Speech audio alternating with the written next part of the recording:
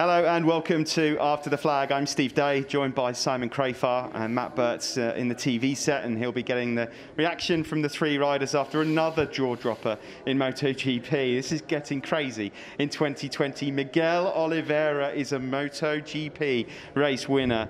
An incredible story and an incredible race as well. Simon, last week we found it tough enough to try and dissect the race. This is almost just as hard. Where do we begin? I think it's brilliant. Absolutely brilliant. Fantastic. You just didn't know, I didn't know who was going to win, especially on that last lap, It obviously looked like it was going to be Jack or Pol, but yeah. But the thing is, I've got to say, I feel really sorry for Joan Mir. Yeah. I mean, I think everyone in this paddock will, and maybe even spectators, never look at him the same. He was the fastest man here today. He over race distance, and everyone knows it.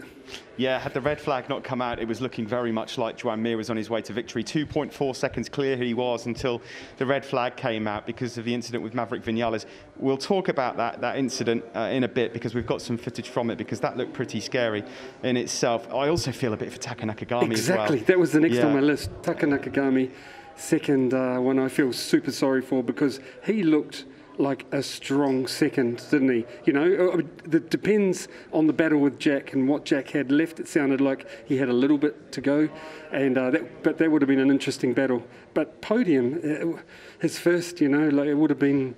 Well, he's going to be super sad to lose it, almost as much as Mir. One other thing I got to shout out to is Iker Lecuona. Yeah, absolutely. Another 10th. Top 10. Yep. I mean, he's got 10 legends, fast guys, MotoGP riders behind him. Yeah, at one point he was dicing with the World Championship leader Quartararo and the legend Valentino Rossi, and he must be learning heaps at the moment. Iker Lecuona, yeah, so shout out to him. Ultimately, though, it's another golden day for KTM, this time on home turf, but arguably in the second rerun, the 12-lap start, the podium finishes with Jack Miller in second and Pol Espargaro. Any one of them could have won coming into turn 9. Yes. On the very last lap, I think there was no beating the front two. It just depended on but they ended up snookering each other, didn't they? Yeah. And they didn't do anything dirty. It was just good, solid block passes, but it slowed each other down so much that Miguel could pounce. But how awesome is it? Everyone, including Dovizioso, said that he would be in the fight, but to win is, I was super happy for him. And imagine the Portuguese fans, they're going to be wrapped. I mean, we know that we have such a huge Portuguese following in MotoGP. Of course, we end the season in Portimao as well at Circuit de Algarve. An incredible moment for Miguel Oliveira. I mean, that last lap just had about everything. I found it quite fascinating, actually, on the approach to turn 3. Jack didn't take his normal line, knowing Pol would defend, which ultimately led to him to be able to challenge Pol down into turn 4. And at that point, we're thinking it's just between these two only. I had no idea. Let's have a look here. This is at the start of the race, is it? Yes, this is earlier on in the race with Jack Miller up ahead of Pol Espargaro. There's Miguel Oliveira ahead of the unfortunate Joan Mir, who had to start, of course, with the tyres that he'd started the original race on. I thought at one stage as well that Brad Binder was going to have a rather large say in this until he went wide. Yeah, he looked a little bit scrappy, you know what I mean? Yeah. He was so determined to do well that it might have cost him a little bit of time in too many places, but the skill not to crash when he was fighting that hard. Look at these guys. This is the last corner. Yeah, last turn. Absolutely. Miguel is right there, isn't he? Miguel keeps right it pinned. Waiting to pick up the pieces of these two squabbling over it, So, yeah, fantastic. He was right there as fast as anyone, so fully deserved it. Absolutely brilliant. Tech 3 team as well. And, yeah, I mean, Hervé, what a boost. He's never won a MotoGP race in 40 years in the paddock, as he said. The other thing, KTM home race, and if you think about it, if it wasn't for the penalty for Jorge Martin, they'd have won all 3 classes at the home GP. Yeah, that's a very good point, isn't it? There's been a few people that have been asking, well, because Pol went wide, how come he wasn't penalised? But because of the nature of the move from Jack Miller that nudged him, he had nowhere else left to go. You can't penalise a rider for the move like that. If there's contact, basically, and there's squabble, So the top 3 is the top 3. It's just fascinating. In the World Championship, it's been completely turned on its head. Fabio Quartararo, of course, not a great day for him, 13th, all weekend struggling with brake problems. The Yamahas in general have had a weekend to forget. That moment from Maverick Vinales into turn one, Simon, was simply frightening. Terrifying for any rider and any class to have that happen. What was it? You guys pointed out 215 when he jumped off. When he bailed out, you know, he went down through the gears, jumped out, and behind that airbag where the bike gets to is, I mean, Maverick had a pretty smooth ride, you know, because there's no bumps, no gravel, no curbs.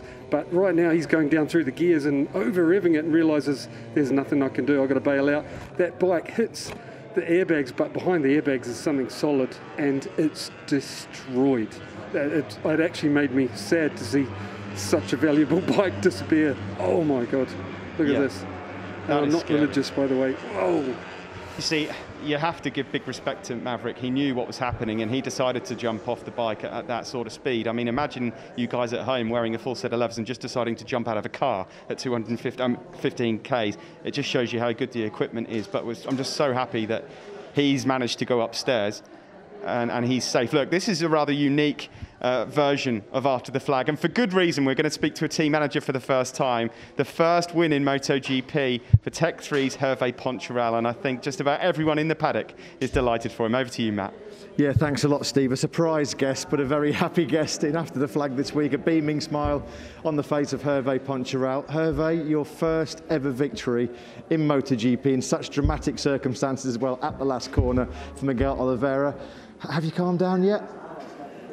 Honestly, I've heard a lot of guys saying I still don't really realize what we've done, and this is what I'm feeling right now, you know, because when you've been dreaming of something for so many years, you know, this is around 40 years I'm here, and a MotoGP win was something like, was a dream, but I thought it was never going to happen. You know, we did a few second position, third, but a victory, you know, and to be honest, I was envying Lucio sometimes when he won with Callan. I said, he's so lucky, he doesn't realize how lucky he is.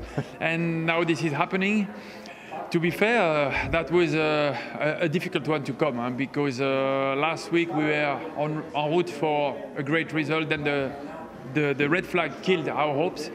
And when I saw today, when we were in a good position to finish on the rostrum, I saw the red flag one more time. I said, no, it's not going to happen again. And then, you know, second race, the start was much better. Miguel was on a hard front, where he was on a medium in the first race, which was a little bit limit for us from the KTM. And then everything went well, and we know a lot of things is happening on the very last corner here in Spielberg. We saw the previous years. And when I saw Jack and Paul fighting so hard, I was a bit scared that there was, you know, maybe the three of them on the ground, especially after what happened to us in the Moto3 races. And finally, he's just thrown his phone away, by the way, so it's ringing off the hook at the moment. Finally, you know, this worked on incredibly, and I don't know what to say, honestly. It's an incredible feeling, you know, like my sponsor is saying, you know, they gave me wing and I'm now flying. Just a quick word on Miguel, obviously. We know it was a landmark race today, the 900th in Premier Class history. He's had his ups and downs, certainly in 2020, some opportunities taken away from him. How happy are you for him? Because we know Miguel is such an intelligent guy and such a fast rider. You know, of course I'm happy. I'm happy to win here in Austria. I'm happy to win here, you know, in front of the Red Bull guys, our title sponsor, in front of KTM, you know, our manufacturer supporting us. But also to do it with Miguel is incredible, because last year for his rookie season was not easy. He was injured the second part of the year. This year we knew him has improved a lot. The bike has improved more than a lot. But, you know, in Jerez we were 5th. Then we got an incident at turn 1. Then in Czech Republic, Miguel made a mistake in FP3 and our grid position was too poor to be able to do better than 6th.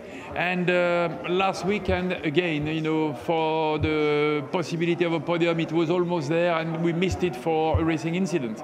So, you know, I knew Miguel could do it, but I didn't want to talk too much. And I'm very happy about that also, because he was a bit underrated, you know, by some of the media, by some of the fans, and I'm really happy he can show his true level. And this is going to be only a boost for him, and he's going to be better and better, because you need to be fast, he's fast, but you need to be clever and cool. And he's a cool guy, you know. He's almost a British guy in the way he's behaving, and this is a big bonus for a MotoGP rider. Another great day as well for Iker Lecuona, and we can't forget him. Hervé, I've been in this paddock for 25 years. I know how hard you and the guys in the south of France have worked to get to this special moment. I'm so overwhelmed for you. Many, many congratulations. Really go and enjoy the celebrations. Thanks, Matt. Your words means a lot to me. Thanks, everybody at Dorna. MotoGP is a fantastic championship.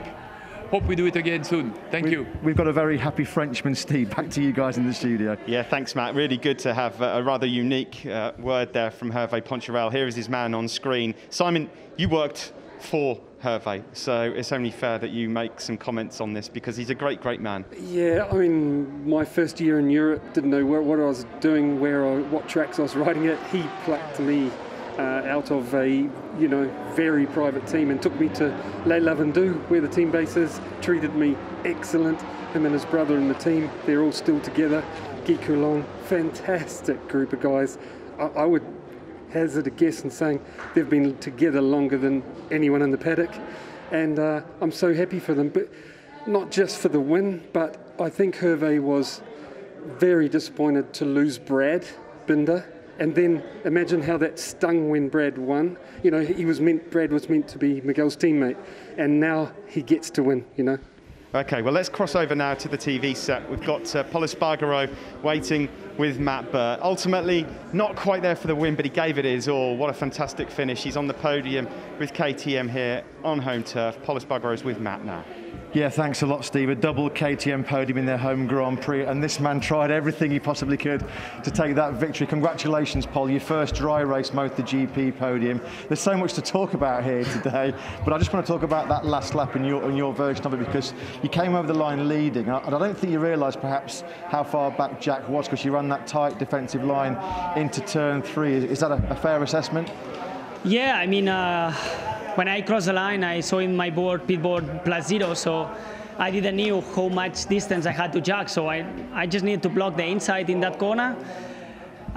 Maybe I blocked a little bit too much, that's true, but I needed to do, especially with the Ducati, because I knew they brake hard and they accelerate very hard, so I needed to be very slow in the middle to try to accelerate in the same place and then use the body to put the front down, but and then it was a matter of who wanted to win harder. We were fighting with Jack for sure too much, because at the end, even him or me, we didn't take the victory. We give to Miguel, but what matters is that we did a nice fight, clean one, till the last corner, and we enjoy it. I think the people at home enjoy it as well, so that's why we are here.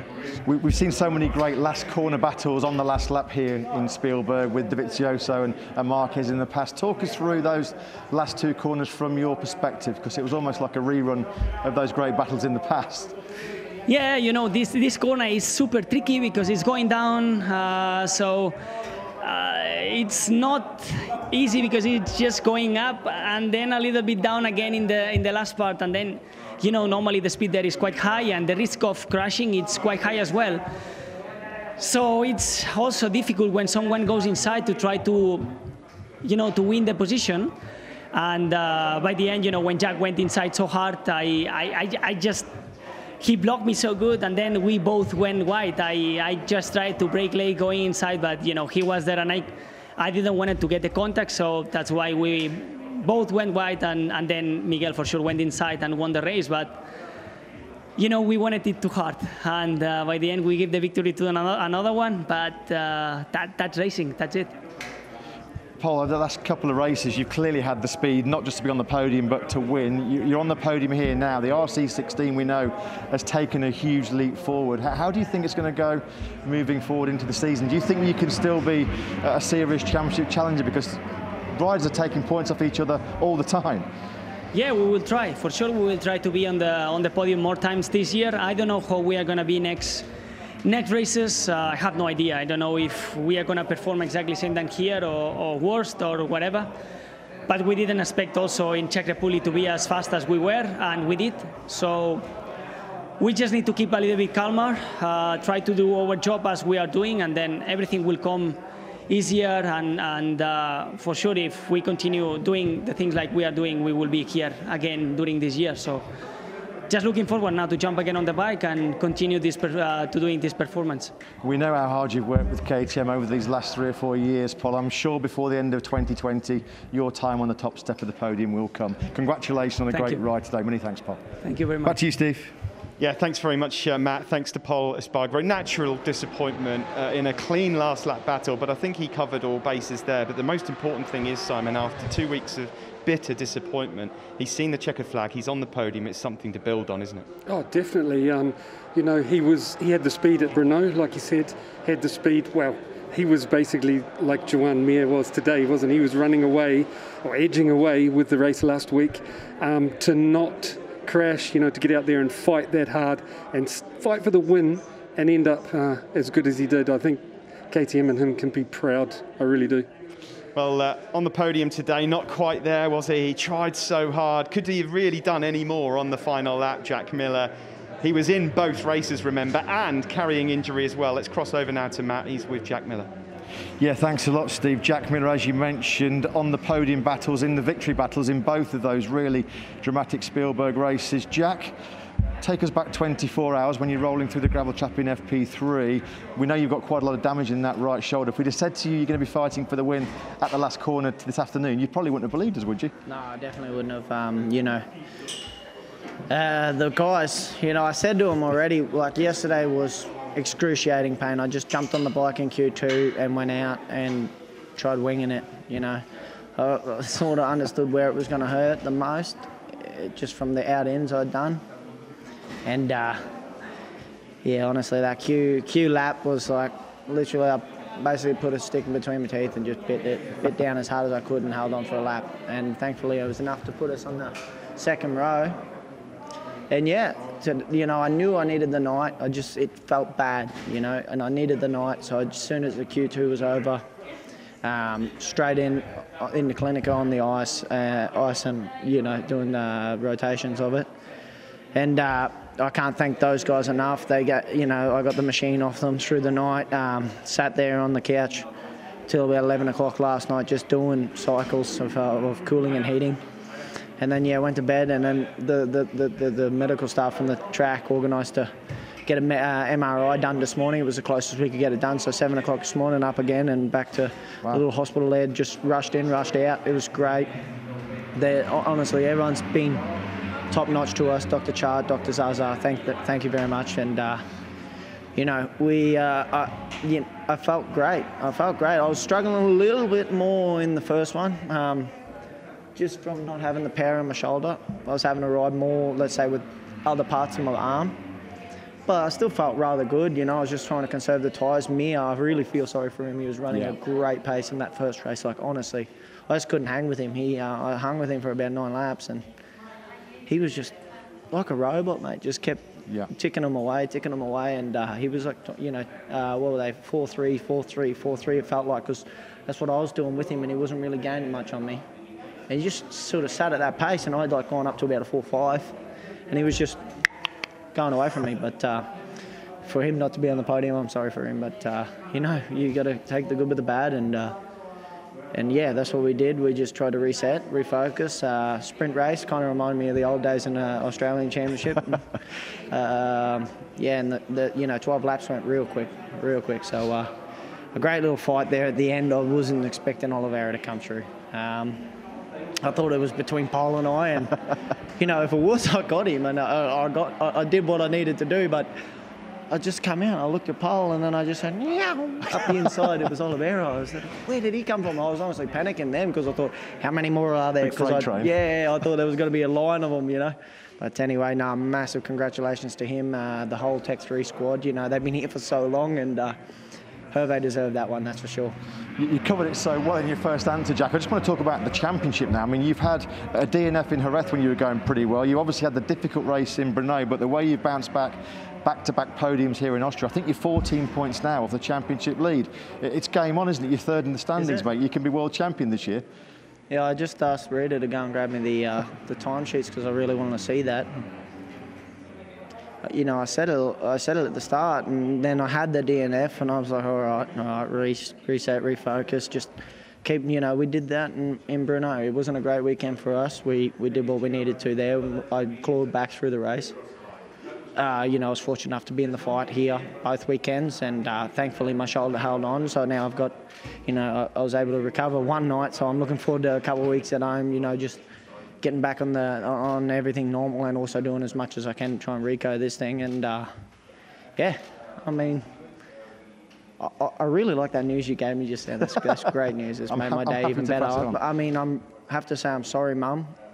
She's been texting me all week telling me how good that M4 looked, and she really would look great driving around it. I'm sorry, Mum. But we'll try for maybe on the 1000th GP if I'm still here. And the most important question before I let you go, Jack, is there enough strength in that right arm for a couple of beers tonight? Definitely. I've got the flight out here on the Dorna charter at 8:30, so I'll be looking forward to getting home and seeing the dog and whatnot, but I'll definitely have a beer with the boys before we leave. Awesome job over these last 7 days, Jack. Back-to-back podiums. You're right in the championship hunt. Many congratulations, Jack. I think we've got a very happy Aussie here, Steve. Back to you. Yeah, and why not? I mean, what can you add to that? Well, you've got a great story. Well, you've got to love Jack Miller. Hey, Simon, I mean, after the crash in Jerez, which was costly, and then the disaster of Brno, what a fight back. This is with 2 back-to-back podiums. I'd go as far as saying, before we got to Austria, I was thinking, oh dear, for, you know, to replace basically Dovizioso, you know, when we knew Dovi was going, is Jack going to do it? This weekend, he's been fighting for the lead all the races, and there's been 4 of them. Well, Jack's going to have a good time tonight, but let's now catch up with the race winner. Portugal's hero, Miguel Oliveira, comes through to win a last lap, last corner thriller. He's with Matt now.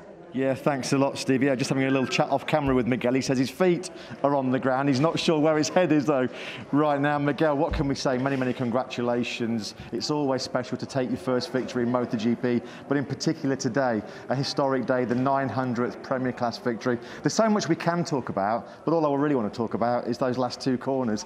Can you try and put into words what happened on that last lap in those last 2 turns? You know, not much. I think it was just racing, pure racing. I was glad that we got a second chance because I was able to change the front tire. I went on with a medium front. I didn't felt like this was the right choice, and you know, when we stopped, we got the front change for the hard. I felt immediately better, and this allowed me to be up there in the front and challenge for the podium. The last couple of corners were just taking advantage of the fight in front of me. I knew that, you know, here in Spielberg, the last couple of turns, if a rider is very close, he's going to try and go for it. And, you know, knowing Jack and knowing Paul, I knew they were going to tangle a little bit. So I was just, okay, I'll stay here and I'll do my line and prepare the exit. And to cross the line, you know, very emotional. Very happy. There is many reasons to be happy about. It's my 150 Grand Prix also. Yeah. So yeah, to finish off with the win, it's fantastic. When you saw Jack and Paul run wide and you could see the checkered flag, what was going through your mind at that point? All the hard work, all the sacrifice over so many years. You've won for KTM in Moto3, you've won for them in Moto2, but there's no bigger stage than MotoGP and in KTM's home race. Many Portuguese words, but especially just screaming and pure joy. Pure joy to have done it finally. I saw this coming already quite a few races ago. I felt we had the potential to do it. So finally to be able to make it, it's a huge boost to continue to work like this. So many stories we could cover, but one I want to talk about is Tech 3. They've been in the sport for so long. They've tried for many years to win in MotoGP. You're the man to finally take them to the top step. You've got a great relationship, I know, with the team and Hervé Poncharal.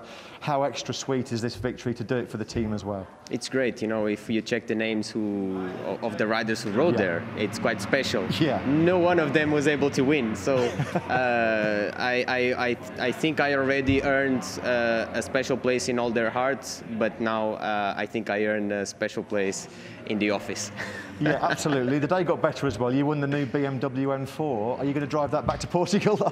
Yeah, I was thinking about it. I have the flight tomorrow, but at this point, might as well just drive it. No, I'm really happy for this. It's just extra sweet because every rider likes cars. And we know Portimao on the calendar now, November the 22nd. How do you think this win will be received in Portugal? I haven't really thought about it, so I think everyone is going crazy right now, and yeah, it's going to be huge. Miguel, it's always a pleasure to talk to a first-time winner in MotoGP. Thank you very much. Huge congratulations. It was a truly dramatic show, and you deserve that victory. I'm sure it's the first of many. Many congratulations. Thank you, guys. Thank you. Back to you guys. Yeah, thanks very much to Miguel. Thanks also to Matt Burt. Here we see it again then across the line. A wonderful moment always, Simon, to have new Grand Prix winners, especially those that are coming up through Moto2. Yeah. We shouldn't be surprised at Miguel winning, and same for the fans. You shouldn't be surprised because if you look at his statistics alongside Brad Binder's, they've been coming up together, being teammates, and they're almost the same. They're within one, of victories, and so he's the same quality as Brad Binder. So we shouldn't be surprised. Brad did it at Brno. Miguel has done it here. I'm really pleased for not only the team but for Miguel. He deserves it, Fantastic. Yeah, it's just been such a fascinating triple header that we've had, Brno and the two Austrias as well. It's so hard to kind of know where to go next. Ultimately in the World Championship there's now just 3 points between Fabio Quartararo and Andrea Dovizioso. So obviously the Yamaha guys have really lost out here today. Oh, absolute nightmare weekend, wasn't it? Again, Valentino being one of the best, but total nightmare. And I think not only acceleration, braking, that's the two things that are important here, like you guys said on commentary. And braking, I think they've messed up. It's got to be components or something that they've chosen. But yeah, it's to have braking problems in the race last week and then more this week, I don't think it looks good. Well, we know one thing. We're going to have a new world champion this year, of course. The year started off in the most extraordinary fashion, what with Marc Marquez crashing out. Now, we were expecting, of course, Marc Marquez to return in Misano in 3 weeks' time, but it was announced yesterday, breaking news, that he's going to be out for a further 2 or 3 months. We've got a couple of quotes here. Let's go cross over and find out what Marc has to say about the reasons why he's out for a few months. Yeah, of course, about the emotional side, it's hard because it's hard to watch MotoGP from the sofa, and yeah, I would like to be there. But in the career of an athlete, of a sportsman, of a MotoGP rider, we are taking a lot of risk, and it's normal. I mean, it's my 8th season in a MotoGP. Always has been on the track, and always taking a lot of risk to achieve my goals and to achieve the World Championships. And unfortunately, this strange season has been the most difficult for me at the moment because the injury. But as the first time I follow what the doctors say to me and give me the confidence that I was able to ride the bike, to do some gym, because they say that the plate was enough strong, and I was doing what they recommend. Now I will do the same. I will follow what they recommend, and they say that now it's much better to stay calm, to pass these months, to fix well. It's the right arm. Right arm also on the winter time I struggle a lot with the shoulder surgery, and now it's time to put all the things on a correct way and come back at 100%. There you go, the words of Marc Marquez. Quick words from you on that, Simon, before we say goodbye. I want to wish Marc the best to come back, because I want to see the extra fighting, seeing if he can make that, sounds like problem-inflicted 2020 Honda. I'd love to see if he can get it up the front, with these guys. And yeah, that's it. It's only gossip around the paddock. It's probably completely wrong, but I heard a whisper he might be back earlier than thought at Aragon. Well, so let's see. Marc Marquez, and he loves Aragon. He always loves to spring a surprise. Listen, thanks for joining us here this weekend. I've got to go to a press conference from Simon Crafar, from Matt Burt, and myself, Steve Day. Thanks for tuning in. Enjoy the highlights, and we'll see you in 3 weeks' time in Misano. Lights out and away we go. Great start from Pol Espargaro. Tranmere side by side there with Pol Espargaro. Take the whole shot, he lead. Oh my goodness, he's fallen. Oh my goodness me. Maverick Vinales. There'll be a red flag. There must be. Has gone. What has happened here? The bike's been destroyed. 12 laps starts now. A terrible start from Miller. Mir gets up to another flyer. Oh, but Miller comes through. Here comes Pol Espargaro. Espargaro's got the inside line. Here comes Jack. He's on the inside. It's all there. It's all on the line. Jack goes up the inside. The chip is line is on. Oliveira's got it. Oliveira's going to win. Unbelievable. What a last lap to the... They can't believe it in Tech 3. Miguel Oliveira has won an unbelievable restarted Styrian Grand Prix.